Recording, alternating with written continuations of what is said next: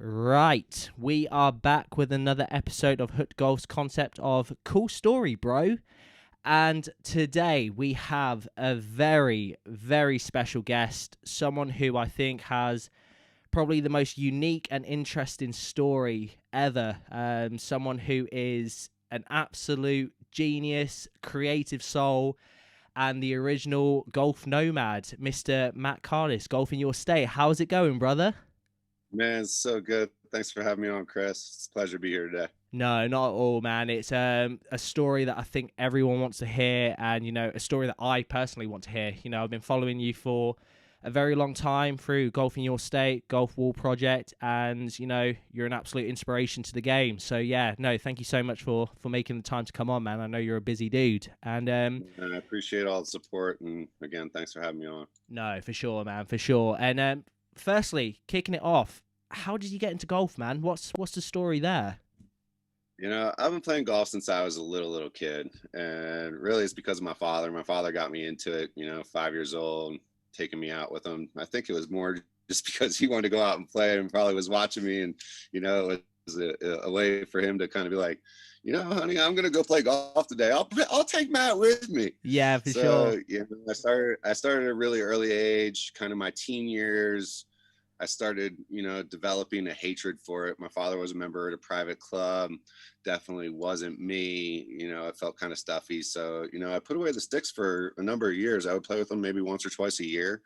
But, as I kind of got in my adult years and, moved away from kind of being the ski bum that I was into more of the business professional, I joined my first club. And that's really where the obsession began. Like I started playing, 4 or 5 days a week. Oh wow. Just became obsessed with it. And, here I am 5 years later, 6 years later. Living the dream, man. No, that's so awesome, and so that's cool that your dad got you into it. That seems to be such a big thing for a lot of people that I've spoken to already. And growing up as well, what other kind of sports did you play as well as golf? I played a lot of sports growing up. I was a competitive soccer player. Soccer was really like my number one. For sure. Football in your world. Yeah, yeah, Uh, definitely over the pond. I think it's funny. Americans are the only ones that call it soccer, but yeah, I was a competitive soccer player growing up. My high school team won the California state championships twice. My senior year in high school, I was the number 2 goalkeeper out of the state of California. Damn. Got D1 scholarship to college. But I played a lot of sports growing up. I played ice hockey. I played lacrosse when I was on the East Coast. I've always kind of, considered myself decent at everything, right? Like you could put me on any team, even today. Like I could literally go play anything right now and be somewhat good at it. Sweet. Yeah, for sure. I still, up until starting golf in your state, I was still playing in, a men's soccer league here, co-ed rec league. Yeah, sports has always been a big part of my life. It's interesting with golf because it's the first time I've ever played in an individual sport. Like I've always played competitive team sports. And I think that's part of the reason why I like it so much is, playing goalkeeper in soccer, there was at times a lot of pressure put on me, right? We go to Yeah. penalty shootouts and stuff like that. My team's relying on me. I didn't play on the best clubs. My high school team was kind of the exception. Out of our 11 starters, 10 got D1 scholarships. So we had a really, really solid program. But my club team wasn't that great. So, a lot of times it came down to me. And, that's where I got a lot of eyes on me and things along those lines. So, yes, sports have always been a big part of my life. Oh no, that's awesome, man, and that's really cool. Number 2 in California, dude. That's Yeah, insane, man. I still have a bunch of California state records. Most shutouts, fewest goals allowed. My team was solid. We went in 2 years. We went 50-0-0. We didn't lose a game in 2 years. I still hold a record for fewest goals allowed, 6 in 25 games. Yeah, for sure. There's it's it's still pretty cool to look at those stats and be like, man, they held up all this time. That is nuts, man. That is incredible. A man of many talents. That's awesome, man. And so coming after that, a bit away from the golf aspect is you're a photographer, right? Yeah. So living in Jackson Hole, I started shooting photos when I was like 15. It was documenting my daily life, being with friends and so forth. It was really in college. So like I said, I got a D1 scholarship to St. John's University in New York. I got there. I hated the program. I ended up transferring to Utah State, where I graduated from. And it was there that I really developed the craft Yeah, for and sure. found the passion for it. I took a couple photojournalism classes. It was more at that time, it was more a hobby, kind of like documenting my daily life though, right? Like I go snowboarding with my friends, I bring my camera. I go hiking in the woods, I bring my camera. And then after college, when I moved to Jackson Hole, it was really about landscape and wildlife photography, again, kind of documenting my daily life. But those were things that I really, really enjoyed, was shooting animals in the wild, such as grizzly bears and wolves and elk and bison. And I'm fortunate that in Jackson, it's just like there's such a plethora of wildlife and diversity of wildlife that it kept me really entertained. And it also gave me something to, it helped me develop the craft, right? And as I looked at the whole thing, I kind of saw a correlation between shooting wildlife in nature and shooting golfers on a golf course, and shooting landscape photos and shooting landscapes on a golf course. So that's really kind of how the whole thing began. Yeah, no, for sure. And I mean, the images that you take are absolutely amazing. You're a stupidly creative person with the camera, and yeah, they look absolutely unreal, dude. And Appreciate it. coming into the photography world, like, what would you say is the best bit of advice you could give to someone starting up, photography? Shoot. I mean, I'm not a educated photographer. I mean, I didn't take any like formal classes other than those 3 photojournalism classes that For I sure, took. I man. mean, I was a journalism major in college, and I took the photojournalism classes just because I had the interest in it. Right, like Yeah, it yeah, wasn't the route I was going. I enjoyed writing. Um, so, beginners, my advice is shoot as much as you can. You're going to learn from your mistakes. You're going to learn from your successes.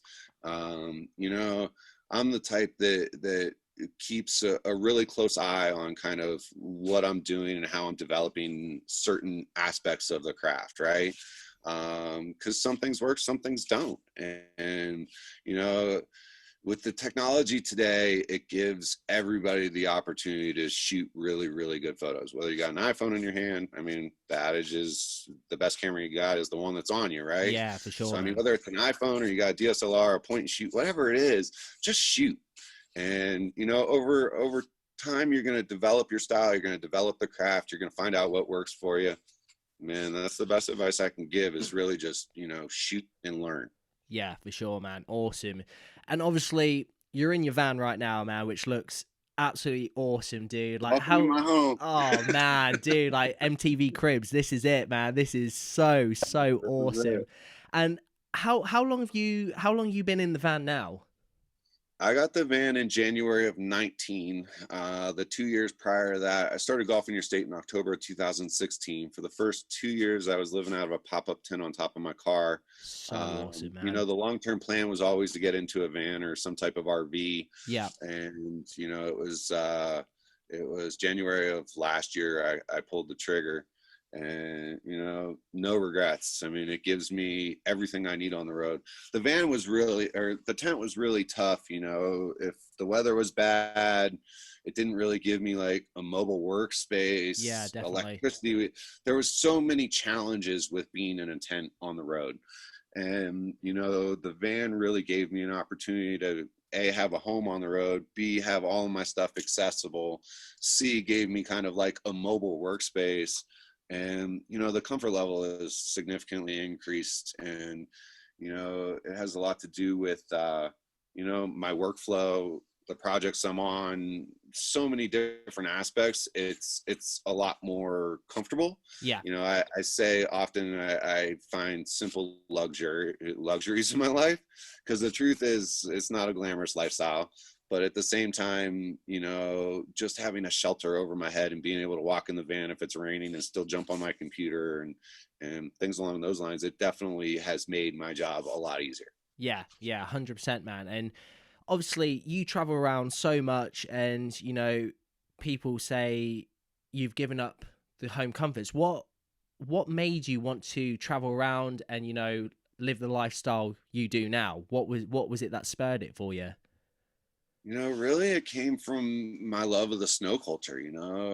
Out of college, I decided to live in Jackson Hole so that I could do the things I love to do every day, primarily snowboarding. I was a ski bum at heart. I Yeah, used to work seasonal jobs at hotels just so that I could, snowboard 100 days a year, fly fish, mountain bike, golf, everything else in the summer.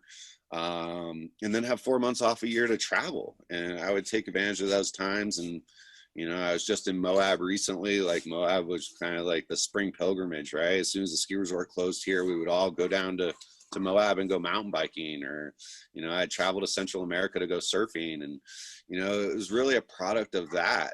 When I started Golf in Your State in October of 16, there was, a handful of travelers. There was really nobody doing it. So I right from the bat, I kind of looked for, something very unique. I wanted to be different in the golf space. I wanted to, bring a lot of new concepts and new ideas to the table in golf. I'm really humble brag. Like, as I look at the space today, here I am 4 years later, like I can really see my fingerprint all over the space, right? There yeah, wasn't many definitely, man. traveling golfers at the time. I mean, you can rewind it then, and people weren't even meeting up with people from Instagram to play golf. And I take a lot of pride in the fact that I was one of those people that showed that there is an opportunity to do this. And it is cool to meet up with people on the road, and strangers can become friends. And as I look at the creative space, there wasn't really anyone. I really took the model of a pro snowboarder, right? So as I developed the business plan, I looked at a pro snowboarder and I was like, all right, they have sponsors that pay them to travel around the world and create video segments for a video each year, right? And create promotion around and product endorsements. And there was nobody really doing it in golf. And I looked at the social space and I was like, I could bring on X amount of brands that I create imagery for while traveling and endorse their products. And influencer marketing was still really new to the golf space, and it gave me an opportunity to kind of like mold it, right? And Yeah, as I definitely. look at kind of the space today, I can see all these photographers and content creators and influencers, and there's this whole gamut of people really, I don't want to say piggybacking, but taking this model that I created and seeing that there's an opportunity with it, right? And it's really cool like I've used the hashtag aspire to inspire from the very, very beginning. And for me, it was like, how can I step into a space and change the game, right? I want people to look at what I'm doing and chase their passion, right? It doesn't have to be photography. It could be, you could love to whatever, Yeah, right? And if I can inspire people to chase their dreams and see that there is an opportunity to monetize this and create a business out of this, maybe other people can fulfill their dreams and do the same thing. And it's really exciting to me to kind of see people succeed in this space doing something very similar to me. Because I can look back at the very beginning and be like, there wasn't anyone doing it when I started. So humble brag there. oh no, dude, 100%, man. I totally agree with you there. I mean, I've been following you now for God, I think it's like 2 years now. I've been following you for, and obviously you started 2 years before I started following you. And yeah, like when I started following you, there is no one doing what you're doing. And yeah, I completely agree. You are the OG nomads, like an absolute pioneer and super creative with it as well. And that brings me on Man, to I my get all kinds of chills with you saying that, Chris. I uh, really do. dude. I'm all about the compliments for you, man. All about the compliments, dude. And that brings me to the next question. Golf Wall Project. Yeah. Firstly, to the people that don't know that, could you explain what that is and how it came about? Sure. So, part of my program, 2016 to 2019 was really developing these different concept trips, right? And the Golf Wall Project was my baby. I mean, it was something that I put, behind the scenes. I was working on it for a year. and not telling really anyone what I was doing. Yeah. But the overall concept was, I'm going to travel around the country, bring groups of golfers together to give back to their communities, performing all different types of community service, helping municipal golf courses. Just to run through kind of what I did, I did a beach cleanup in Southern California. I fed homeless people in East Oakland for 2 days. I set up an urban golf course in Portland. I did an initiative with the first tee in Seattle. I did a trailhead cleanup in Colorado Springs. I painted a retaining wall at a municipal golf course in New York City. I did a community cleanup in Atlanta, Georgia. I did a community cleanup in Dallas, Texas. I helped a municipal golf course in Scottsdale, Arizona. The overall concept was, let's bring some people together. Let's have them give back to the communities and perform some type of community service. And, again, my thought was, if I can get these people engaged in doing this, it might inspire somebody to take this back to their home or workplace and be like, we should be giving back more, right? So not only the participants, but also the audience on social that's seeing this, it might inspire them to use their platforms for good in some way, shape, or form. When I developed the concept for Golf in Your State, community service has always been important to me. And I wanted to find a way to use my platform for good, really using it as an educational opportunity on environmental and social issues. And, timing was so fortunate that here I am traveling around the country August to December 2019 and doing this whole project. And some people got it, some people didn't.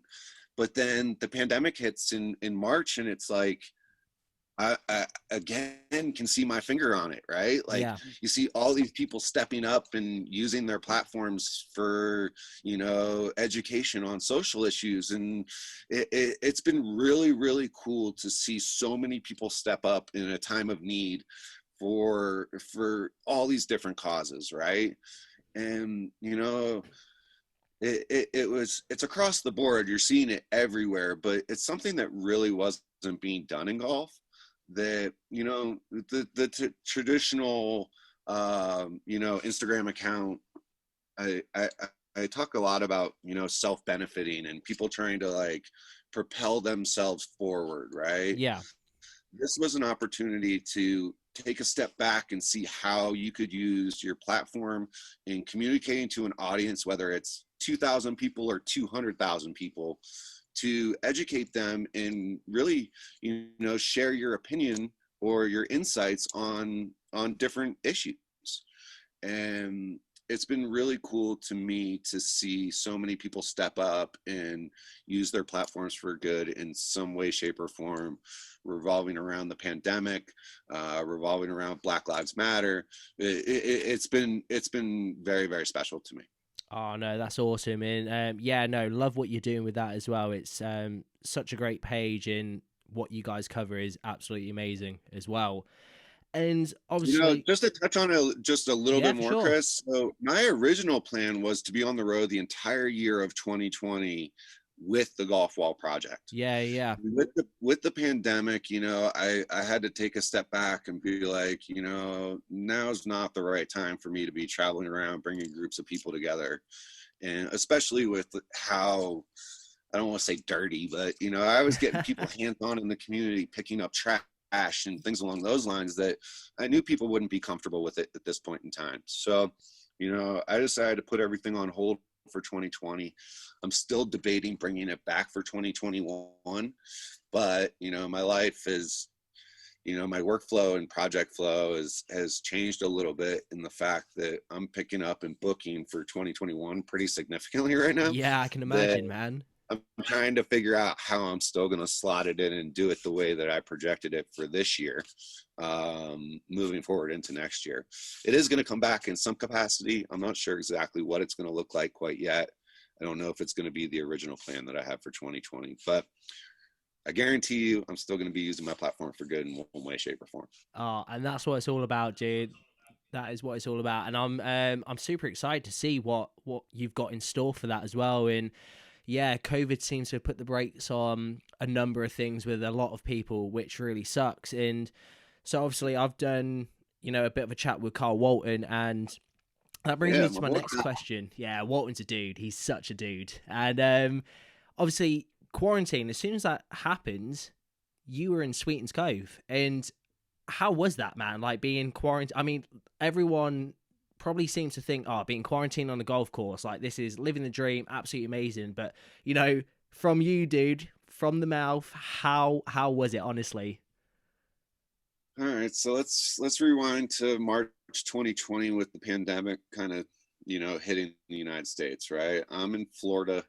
I'm on project at the Players Championship, and I'm there on Thursday, and they decided to cancel the tournament starting Friday. Yeah, yeah, So I'm at the first day, and I'm really kind of, my head's spinning. Right, I live full time out of a van. What am I going to do during a pandemic with yeah, living full time out of a van when people are saying stay home? for sure, Right, dude. it wasn't really an option for a full time traveler to just stay home. I mean, my options, as I started really internally processing it, I was like, okay, I can go stay with friends or family and live in their driveway, or I can try and find a place to isolate the best way I know how. So my mind immediately runs to golf courses. So I start reaching out to a lot of my favorite places: Tobacco Road, Sweetens Cove. The list goes on. I sent out about probably 10 messages or so. Yeah. And Tobacco was the first one. They were the closest one, proximity to Jacksonville, Florida. So I went out to Tobacco for 8 days, and basically I was just camping in the woods out there. Excuse me. Yeah, I was just camping in the woods at Tobacco, and I kind of, right off the bat, I saw an opportunity for this. I've been wanting to launch my YouTube. I've been wanting to tell a little bit more about my story and my life and my lifestyle and living on the road, and what I do in golf and so forth. So I kind of just looked at this bigger picture, and I was like, all right, well, here I am, Sweetens Cove's the next stop. Sweetens, I was in Pinehurst, and I was having a conversation with Joe Zwickel, a great friend of mine. And he's like, Sweetens is closed due to flooding right now. It was just coincidence. I had been there November of 2019 when it flooded out. And, I had this bigger picture thought during that November trip that I want to stick around and help the grounds crew clean this up, right? Yeah. Like, it had been completely flooded, and they spend a lot of time cleaning it up when that happens to them. So I kind of looked at it, and as soon as he said it, I was like, I'm going to Sweetens. I made the call. I'd already talked to Rob and Matt. They said I could come out there. So I went to Sweetens. I was there for 17 days. 9 of it was completely closed due to flooding. So I was the only one out there, with the exception of the staff. And I made the decision on the drive from Tobacco to Sweetens that I'm going to document this whole thing. I don't know what it's going to be. I don't know who's going to, I don't know what it's going to be yet, but I'm going to document everything, and, I'll create some type of storyline around this. So I was there for 17 days. It was closed for 9. It was open for 8.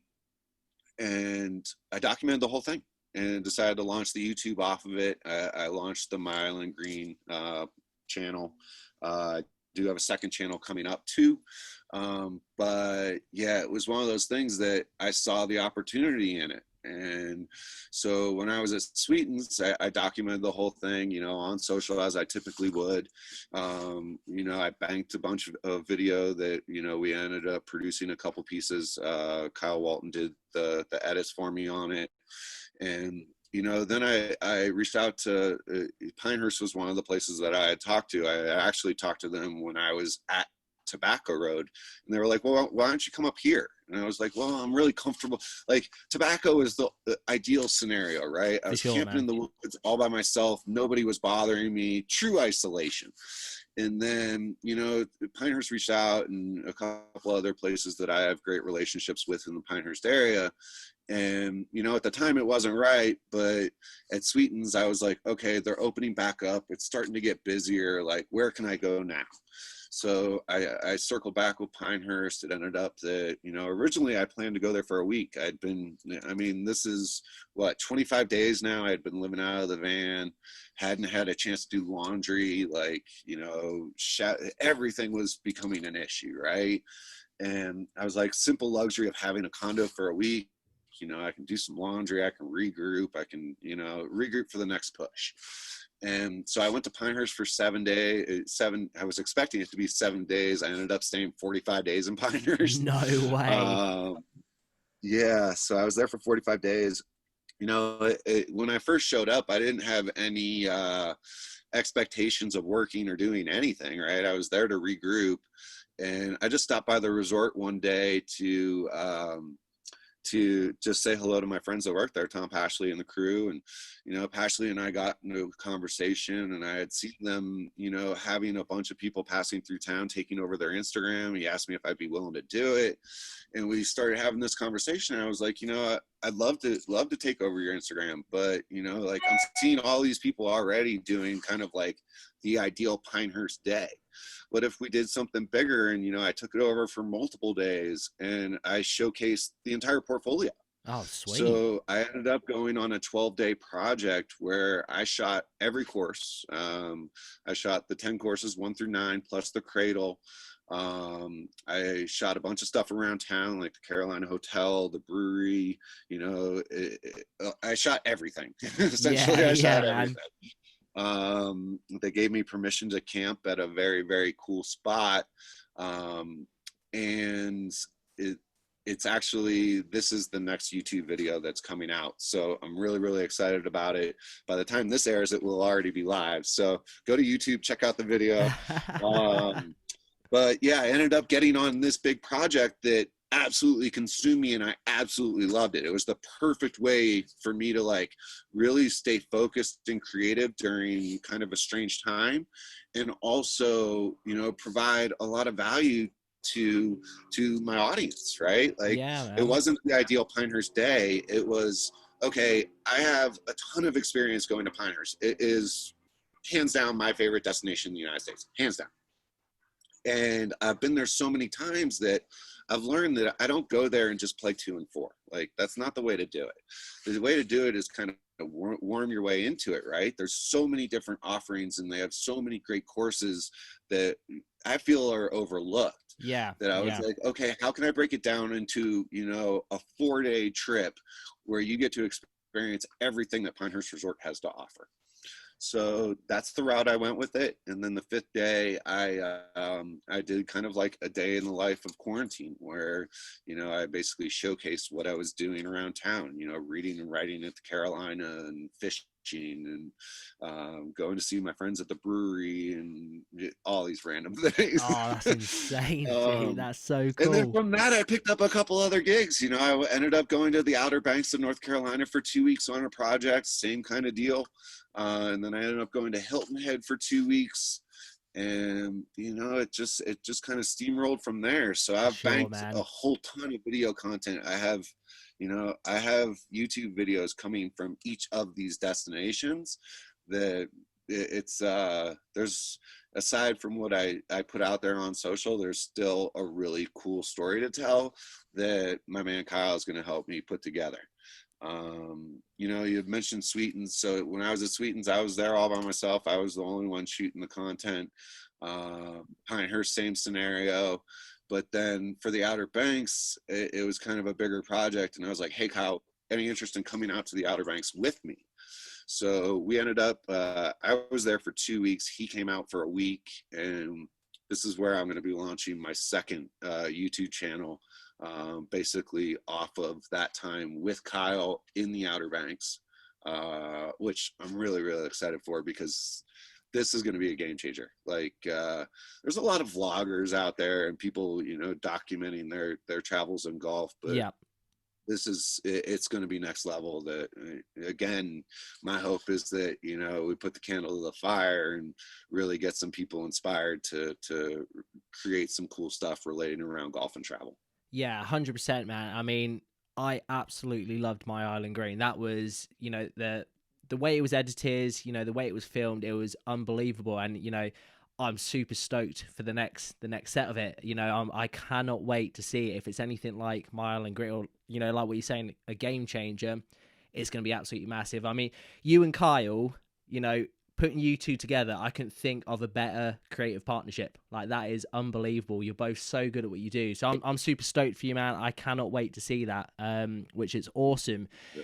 And where do you think, I mean, you're talking about vlogging and stuff and what people are kind of putting out at the moment, which is awesome. And I'm seeing a lot of stuff revolving around golf fashion at the moment, and you're a really, really fashionable dude. I mean, I love your jacket. You know, I saw that on Instagram. When did you post that? A couple of weeks ago or a couple of days ago now, and it looks absolutely awesome. Very stylish dude. Where do you think golf fashion's at the moment? You know, I've talked a lot about the modern golfer, right? Like golf is changing 100%, and you can see brands all across the board really starting to pick up on the fact that we have to bring modern culture into the game. Yeah, Like definitely. in order for it to stay relevant and, you know, expand the audience of the game, it really the style has to change. And I feel like the movement right now is moving towards you know, the movement right now is really going towards custom, more fashionable, more modern day culture, right? You're seeing it all over, especially in, you know, the shoe game. It's only a win for golf brands to take that route, because it's ultimately exposing the game to an audience that thought it was something that it isn't anymore, right? So, you know, the more modern day culture we bring into the game, the more people that are going to want to play the game. You Right know, on, and man. Adidas just launched those superstar shoes, and my sister's best friend, absolute legend in New York. He's a former basketball player, turned basketball coach. He follows me on social. He's not a golfer. I posted the shell toes, and he said, "I'm now going to play golf." And he purchased a Amazing. pair of those, and he's like, "I might never be good at the game, but at least I have some cool golf shoes." You 100%, know, dude. that's exactly what I'm talking about, right? Is companies put out product, you know, especially with something like an Adidas Original that people already have this, you know, affiliation with. They have this relationship with this product. When they see it as a golf shoe, then they're like, maybe golf isn't what I thought it was. Maybe it is more relatable. Maybe it is something I want to be involved in. So Carl is a great example of, you know, me just posting a photo of an image of a shoe and him being like, I want to play this now, right? Like, that's cool, Right on, man. where we've never really seen it in the game before. And I think brands like Adidas and, you know, there's so many of them out there that are seeing this trend and capitalizing on it, that it's only beneficial for the game of golf in the future. Yeah, 100%. 100%, dude. No, you're completely right there. And obviously, Adidas, what shoes are you rocking on course right now? Is it the Superstars? Man, I love Adidas product. Oh, dude, how good is it, man? How good is it? Yeah, the shell toes, I love them. You know, the Code Chaoses, I've been rocking those. The tie dyes that they put out, the summer editions. Yeah, yeah. You know, the Addy Pure, I don't have. I wish I wasn't on my computer because it'd be a little bit more mobile. I can open the door here. I don't know if it'll work. You see that? Oh, yeah, yeah, we can see it, man. So I was actually on the cover of the Addy Pure catalog for Adidas in 2020, Yeah, for sure. and so Adidas, the Addy Pure is the Adidas's lifestyle golf brand, and you know their shoes are by far my favorites. The SPs are definitely the ones I probably rock the most. Yeah. But you know, I love Adidas product. They're all great shoes. They have long before I started working in golf, I was an Adidas fan. Like it goes all the way back to my soccer days. Like I used to wear the World Cups and the Copas. Like that was my soccer shoe. And you know, when I had the opportunity to come on with Adidas as an ambassador, I was all in right from the very beginning. You know, it's not a brand that needs the endorsement, right? No. They are one of the best in the industry, and you know it's a product that I love, and that I don't feel like I have to be like, this is the best golf shoe, because people know that they're great golf shoes. But yeah.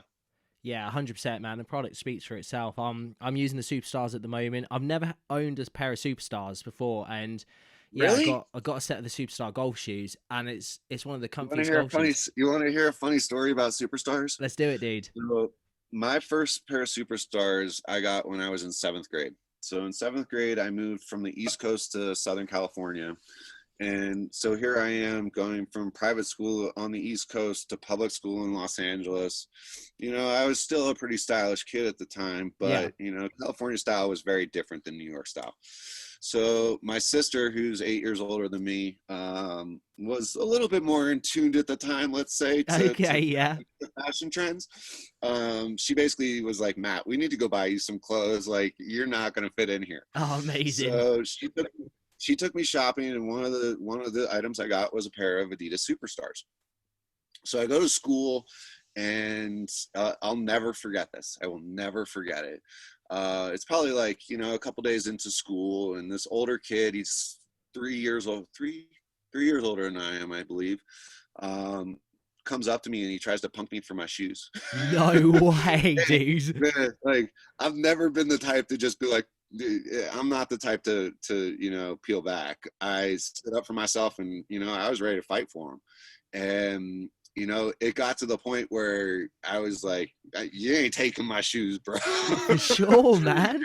And so, like, we literally were about to throw blows. We didn't, but I ended up like standing up for myself. And sure enough, like, it was one of those things that earned me a lot of respect. Here I am, this new kid at school, this older kid that everyone's afraid of. Like, I stood up to him like, hell no, you ain't taking my shoes. Hell yeah, dude. And so I got a little street cred right there by standing up for myself. And it's funny because we became friends because of it. And No way. like, Los Angeles can be a tough place regardless of what school you go to. And it was one of those things that it definitely right off the bat helped me just let everybody know that I wasn't taking it. Yeah, no, 100%, man. That's crazy, man. That is so insane. And actually, that comes to another question. Obviously, you've met a lot of people, and you're one of the pioneers of bringing golfers together from social media and playing rounds with them, which is absolutely amazing. What's been a standout moment, or who have you been super stoked to play around with, and what's been like quite a big meeting for you? There's one of the coolest things about Golf in Your State and this whole thing is when I started this, I didn't know anybody in the golf space. No way. Not one person. Wow. I didn't have an into the industry. I didn't have anything really. I had an idea. I had a concept. And it was early on that I was like, I'm going to meet up with as many people as I can, right? Yeah. Like, a big thing for me was, and still to this day with Golf in Your State, is that I want to document the current culture of golf in America today, right? So as I'm traveling to all these places, I'm meeting up with everybody that I possibly can. I mean, I've lost track a long, long time ago how many people it is. I bet, dude. It's impressive. It's not something that I care to really track and be like, I've met this many people, I've played this many courses. Like, I don't care. Like, it really doesn't matter to me. What matters to me is the story tell, right? And there's been so many really, really cool experiences with so many different people that it's really hard to pinpoint one, right? If I had to say, I've been to so many cool tournaments. It's really hard to say. I mean, I look at the whole thing a little bit differently. My goal was never to be like on the PGA Tour and doing media with the tour. It was never. For me, it was all about the average golfer and what the culture of golf is like in Southern California or New York City or Atlanta, wherever, everywhere. Like, I want people to throughout time be like, there's some really cool heads in Atlanta that play golf. There's some really cool heads in SoCal that play golf. Like, I didn't realize golf was like that. That's the goal, right? Right. If I had to pick one, PGA show is always a really cool experience. My first PGA show, like I said, I was completely green to the industry. I didn't know anybody. So I basically showed up to the PGA show like, I'm here. Amazing, dude. This is me. This is what I do. I'm the one that lives in a tent, right? And I didn't know anybody. I was just cold calling, going in booths. My second PGA show was a complete 180. I was, you know, booked the entire time. I had parties to go to, I had events to go to. And, you know, I was really fortunate that Bradley Putters did, it was one of the first influencer houses. And I met a lot of my really good friends in the industry through that experience. Yeah, And, man. you know, I got to play with a bunch of people. It's what helped cultivate my relationship with electric sunglasses. You know, it was really an opportunity for me to shoot some bigger names in the golf space at the time and get some exposure. And, you know, when I first started this, I was photographing everybody. I didn't care who you were. It didn't make a difference to me, right?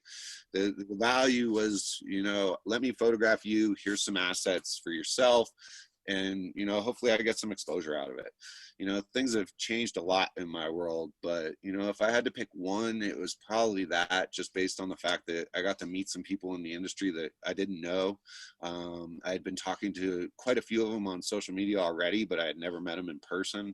You know, as I look at my friends today, I've made some great friends from this, and it's something that I really, really value.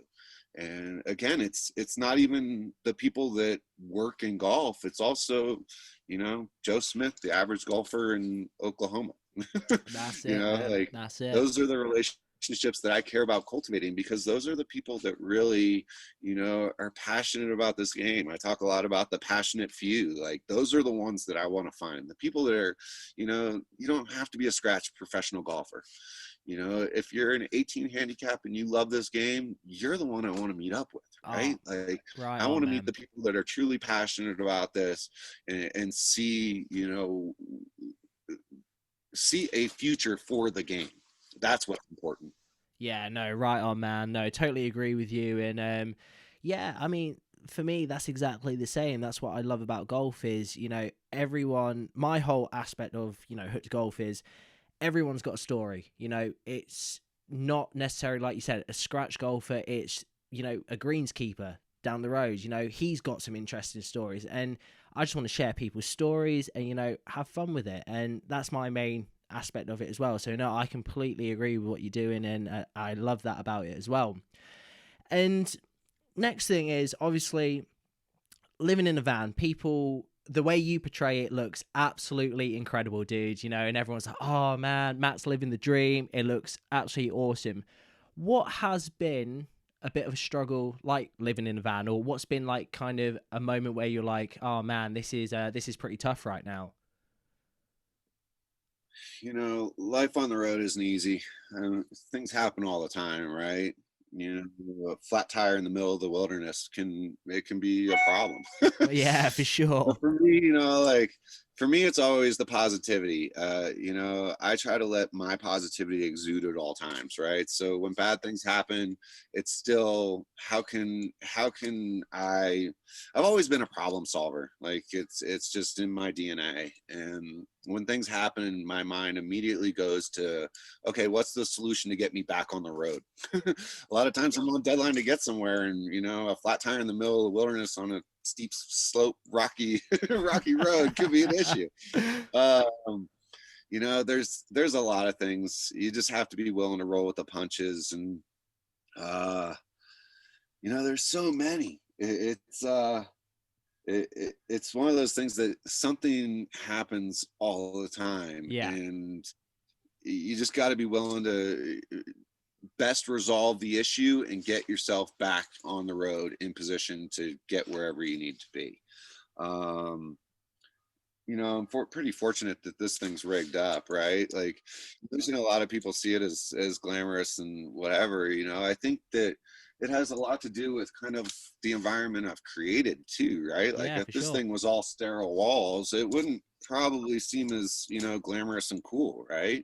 But I decided to turn it into a traveling golf art installation. Like, all the artwork you see has all been submitted to me by people that follow me on social. Oh, right Rad. on, dude. You know, the sticker wall here is all people I've connected with since August of last year when I started the golf wall project. Rad. You know, you look at the exterior, there's signatures all in the outside of the van. For me, it was all about, like, how can I be creative with this space and make it me, right? Like, I guarantee you're going to see other people doing something like this, but it's not going to be them, you know? Like, it's it mean this thing means more to me right now than probably anything on this earth. And it's because it as I look around, it represents everything that's transpired over the past 4 years, Yeah. right? Yeah, for sure. Like, it's not just, the people I've met up with since August. It's really the people I've met up with since starting Golf in Your State. And, the Patch Coat, same thing. Like, these are all places that have a dear place in my heart. And, it wasn't like I just decided to put together a coat and slap a bandit badge on it, right? It's because I truly love these places and I have a connection to the people there and the place. And, another hashtag I've used from the very beginning is places, people, purpose, right? Like, to me, there's always been a bigger picture behind this whole Golf in Your State thing and what I'm doing. And it's all about us collectively as a community and how we can all make this game better and more relatable, right? Like, if I was standing here and, not to knock anybody, but if I was standing here in, a pullover vest and in a polo, would it be the same? I don't think so. People would probably clump me into that same thing, right? But that's not who I am. Like, ultimately, I'm a golf bum, and I do what I do so that I can live the life that I want to live. And it just so happens right now it's relating to golf. It might not in 4 years, who knows? But for right now, I want to do what I can to truly change this game. And I know that there's a lot of people standing by my side as we sit here collectively as a group, looking at how, I hate the cliche of, grow the game. I hate it. Yeah. But ultimately, that is the end goal, right? We all want to see this game survive. And we, as people say that golf's a dying sport, I can stand here with my friends and you and everybody standing together, and we can all say, you keep saying what you're saying. We're going to make sure this game survives. Yeah, for sure, man. And Keep to going. me, that's the important thing, right? Like, once I feel like I've done enough in this space, I potentially will move on to something else.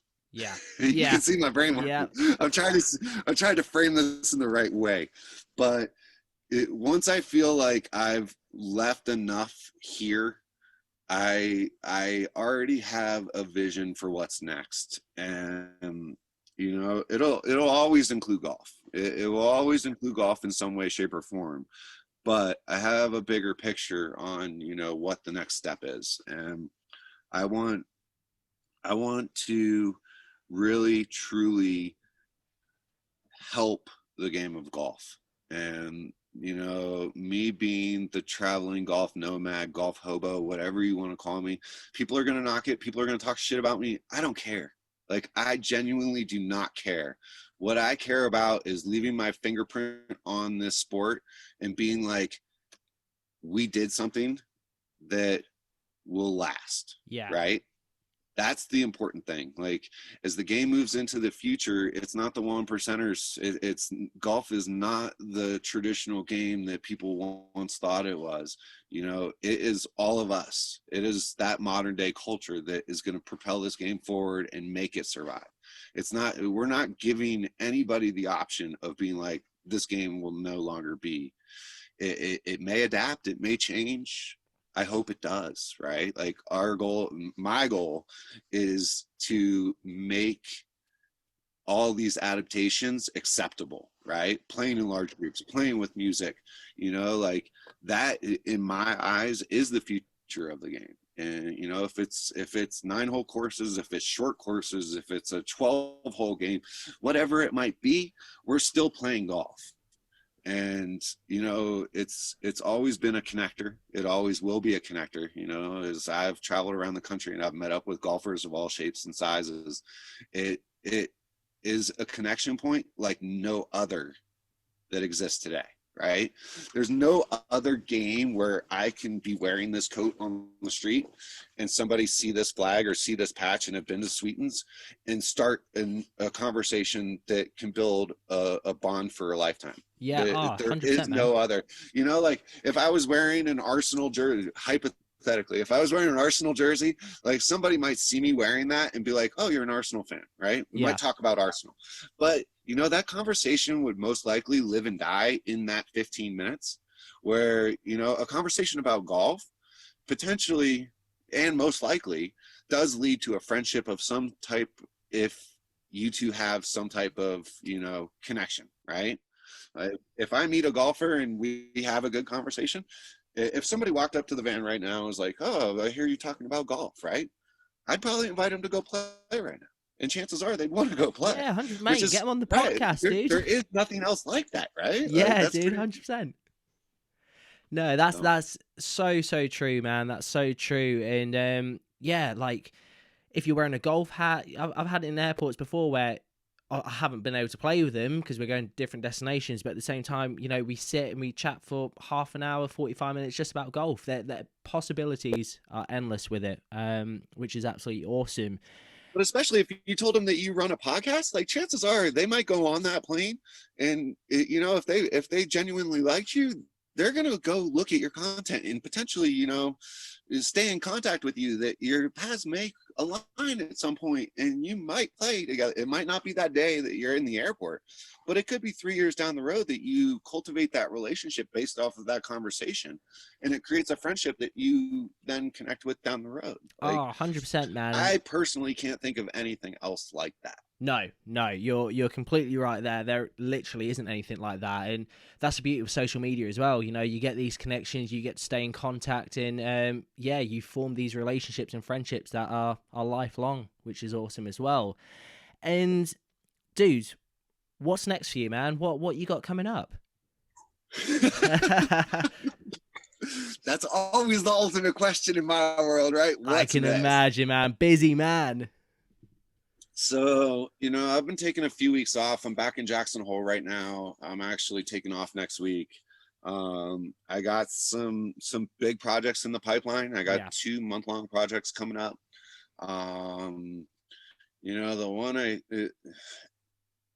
one I can elaborate on right now is so the month of November, I'm going down to Southern California. I'm going to be living out at Rams Hill for a full month. Amazing.